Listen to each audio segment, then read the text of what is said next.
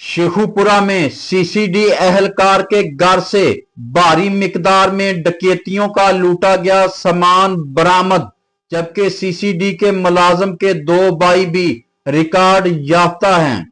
शेखुपुरा में सीसीडी के मुलाजिम वहीद डोगर के घर से बड़ी मिकदार में असलहा और 8 मोटरसाइकिल समेत डकैतियों में लूटा गया सामान बरामद, जबकि सीसीडी के मुलाजिम वहीद डोगर के 2 भाई भी डकैतियों के इल्जाम में गिरफ्तार कर लिए गए।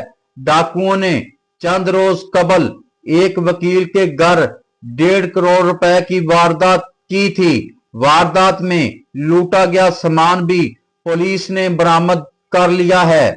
वहीद डोगर माजी में सहेल जफर चट्ठा के रीडर भी रह चुके हैं।